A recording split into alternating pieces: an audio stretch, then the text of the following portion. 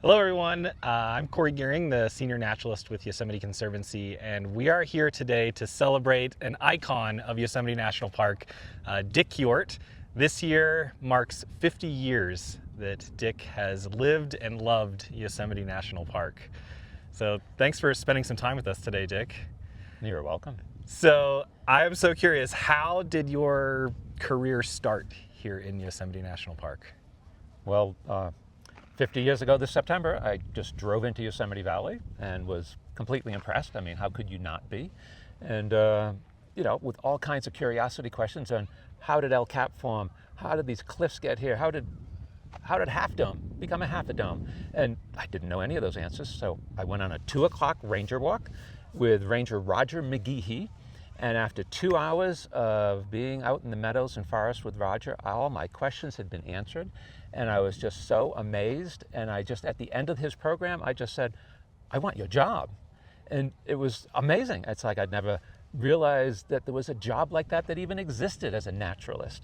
Anyway, he says, yeah, good luck, kid, because everybody wants my job. I mean, in the 70s, everybody wanted to live in the woods, eat granola, hug pine trees. Anyway, he just said, good luck, but you can try at the offices. And so I knocked on every door in the administration buildings, and they all just said, sure, kid, get in line. Might be a few years. I mean, just each door closed.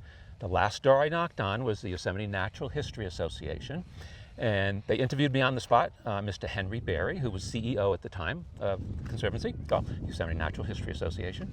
And he offered me a job as a volunteer. And I'd never heard of that kind of job before.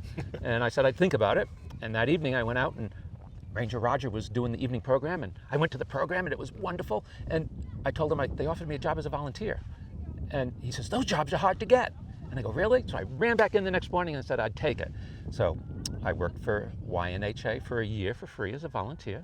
Well, it wasn't really completely free. They gave me $4 a day for food, so every Friday I got $20. And a cabin down in El Portal. It was about a 10 by 12 foot cabin. And they said, by the way, you have a roommate, and show up today. And the maintenance person will give you a key. Well, this new guy and I showed up, and we walked in, 10 by 12 foot cabin for the two of us, and one twin bed. And so we flipped a coin. I had the bed the first week, he had the floor. And that worked fine for a year. And that was all wonderful. In terms of, for so many years, I just always thought that the reason I loved that first ranger walk so much was because he was so knowledgeable. He answered every one of my questions. He knew everything about Yosemite. But later on, I realized it wasn't just that. It was that he just loved the place. I mean, he just loved being in Yosemite. He loved being a ranger. And he was just so inspiring. And so years later, I realized it wasn't just his knowledge. It was the fact that he loved it. And he was so inspiring. And I realized I wanted to be like him. It was like, wow. That was his whole day, learning from him was so inspiring. It changed my life. I mean, when you think about, can one day or one person change your life? And that was the day. Wow. I mean, it was amazing. I worked for a whole year for free. And by the time the next year came along, I'd already been doing naturalist programs for the Conservancy. And so I think I was their first naturalist to actually do programs. And so by the time the next season came along, they hired me as a ranger because I was already doing a whole lot of programs. So yeah, I was going to ask, you obviously didn't work as a volunteer for 50 years. You started off with the Natural History Association, and then you moved into the Park Service 2 years later. What were the positions? So 75, okay. Yosemite Natural History Association. Oh, and by the way, in 75 there was 6 employees, and I was the 7th. And now Lucky number 7. Yeah, exactly. And now Yosemite Conservancy has, I think, 70 employees. But anyway, and it was Henry Berry that interviewed me that day. He was the CEO of the Conservancy back then. So anyway, after the 1 year as a volunteer, they hired me as a summer seasonal ranger in 76. And I worked as a summer seasonal 1 year in the Yosemite Valley, and then another 15 years in Tuolumne. And so in terms of, I started as a naturalist, doing all the nature programs that I loved. And I soon realized that, boy, that's only one segment of the ranger job, because there's so many different aspects of a ranger job. I had no idea. And so I ran into a few people who, when I said, oh, you really shouldn't do that because it hurts the resource, and when they responded, I don't care, I'm going to do it anyway, I realized, gosh, it'd be nice to be able to give them a ticket. Anyway, so I went to law enforcement school and got my law enforcement credential. And That was in the late 70s. And also, after doing a few major searches and rescues, I realized, boy, it would help to have more of a first aid training. So I got my EMT as well. And in those days in Tuolumne, if you had a big search or a big rescue, there wasn't a team like we have today that just does search and rescue. They basically banged on everybody's tent and said, get your pack and let's go, there's a rescue. And so everybody did it. And so I've been doing search and rescues for 50 years as well, and that just adds a nice dimension to the job. And also, that was in the days when we had in '75, we had just put those lids on the dumpsters so that the bears couldn't get in the dumpsters, and we had just put the lids on the trash cans as well. And so bears were breaking into 2 or 3 or 4 cars every single night. So I got my credential as a bear technician as well. So I got to do all the research and translocating of the bears in those days. So anyway, the ranger job was just fascinating because it had all those different aspects to it. And yeah, I just loved every minute of it because it was total variety, and you never knew it was going to happen the next minute, and it was just fantastic. Wow. Was there a moment that, like, maybe it was early in your career that it was something that made you say, wow, this is exactly what I want to do for the rest of my life? Where was the inspiration that just kept you here for 50 years? Was it a single moment, or? It probably was that nature walk with Ranger Roger, because I just thought, God, there's no job better than that in the world. And so that was my first complete, inspiration of doing this. But watching some rangers transfer from park to park, realizing that, oh, well, maybe I'll go to Grand Canyon after 3 or 4 years, and then Zion. And then after 3 or 4 years, realizing, how could you find any place that you could love more than Yosemite? It was I just said, I'm staying. So talk to me about the mentors. Who were some of your mentors that you had here in the park? Carl Sharsmith, who was a ranger that had been here since 1930 until he passed away in '94, so 64 years as a ranger. Bob Fry, who was like AI of today. He was like, I called him my personal encyclopedia, Bob Fry. And then Nick Fiore, who not only ran the ski area, but he also ran the High Sierra camps. And I did all the High Sierra camp tours, for the Park Service as a ranger for, 40 years. And then also, of course, Ferdinand, who was the person who not only took care of Tioga Pass, but who was in love with Tioga Pass, and it was his home. So had those, those were my main mentors, but so many people I could learn from. So Dick, you've talked a lot about your career here, and obviously a lot of that was with the Park Service, but you started essentially with the Conservancy, and here you are with the Conservancy again. I don't think that ever stopped though. What has your work been with Yosemite Conservancy throughout your time here in Yosemite?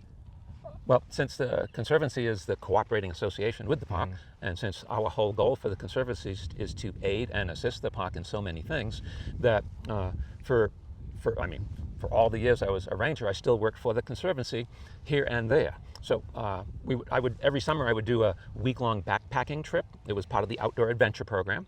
And so, first I started as a trainee. I would go with the older time rangers, and I would be their assistant. And then eventually I just took over. So they would be week-long backpacking trips around the whole entire Clark Range, which is the southern end of the park, and I'd alternate that with the North Park trips where we'd go up Matterhorn Canyon or Benson Lake.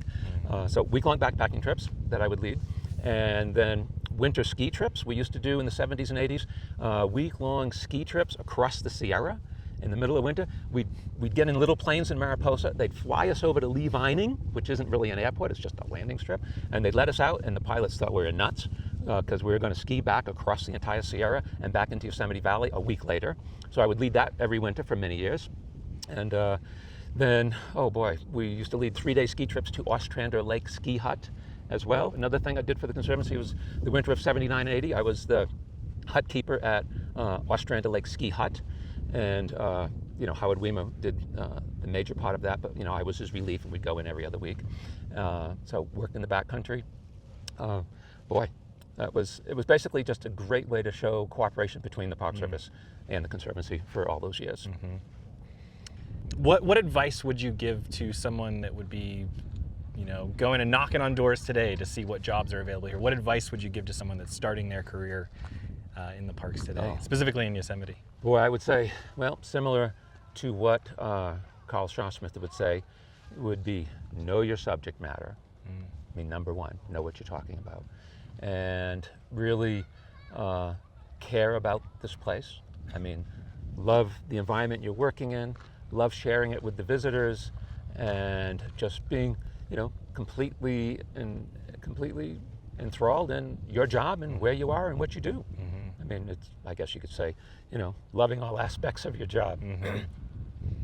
What's the one thing that you want every park visitor to know or to leave here understanding? Oh boy. Well,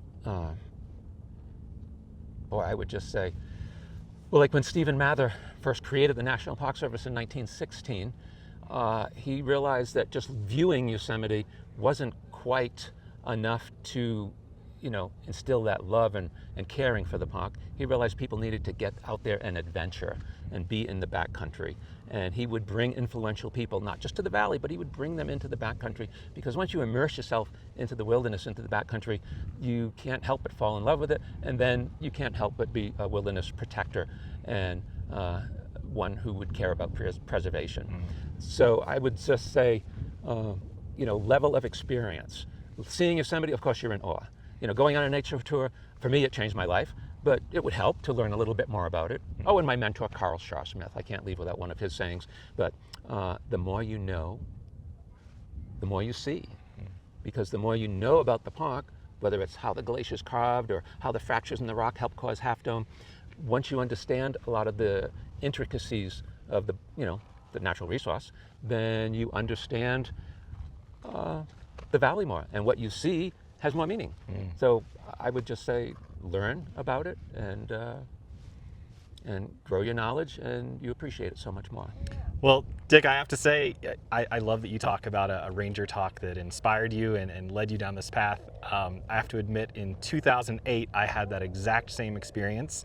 I came out here to Yosemite and I had a ranger talk right here at Glacier Point with you, and you were the inspiration for me. And so your legacy here, of course, will live on, but I want you to know that you're inspiring the next generation.